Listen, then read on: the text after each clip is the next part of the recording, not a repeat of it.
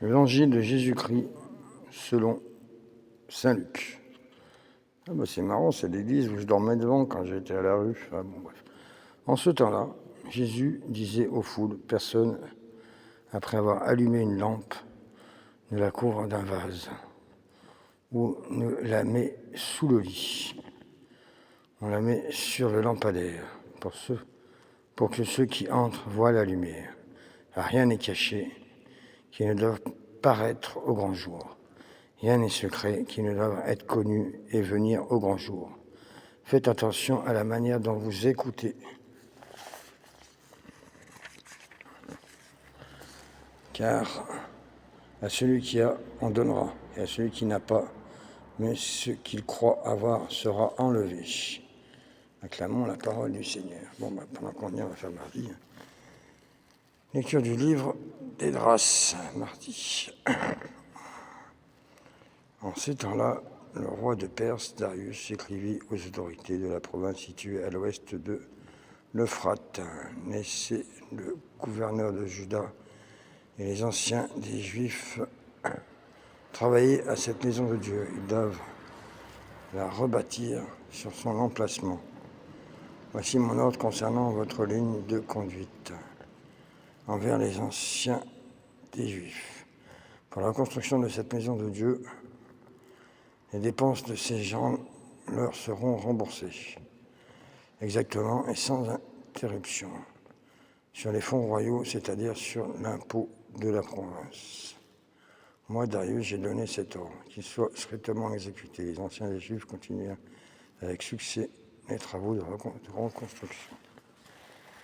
Encouragés par la parole des prophètes, Agé et Zacharie, le fils d'Ido, ils achevèrent la construction conformément à l'ordre de Dieu, d'Israël, selon les décrets de Cyrus et de Darius. La maison de Dieu fut achevée le 3e jour du mois nommé Adar, dans la 6e année du règne de Darius. Les fils d'Israël, les prêtres, les Lévites et le reste, les dérapatriés, célébrèrent dans la joie la dédicace de cette maison de Dieu. Ils immolèrent pour cette dédicace 100 taureaux, 102 béliers, 400 agneaux, 12 boucs d'après le nombre des tribus d'Israël. Puis ils installèrent les prêtres selon leur classe et les Lévites selon leur groupe pour le service de Dieu à Jérusalem suivant les prescriptions du livre de Moïse. Les rapatriés célèbrent la Pâque le 14e jour du 1er mois. Tous les prêtres et tous les Lévites, sans exception, étaient purifiés.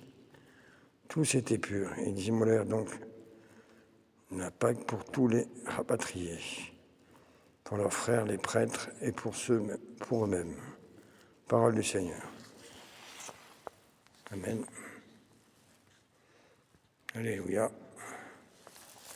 Ça me fait lire un peu. Heureusement que je peux grossir avec le Zoom.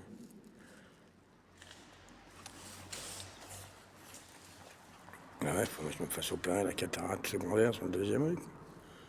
Mais bon, pour ça, il faut avoir un médecin. Amen. Alléluia. Merci de votre présence, Seigneur.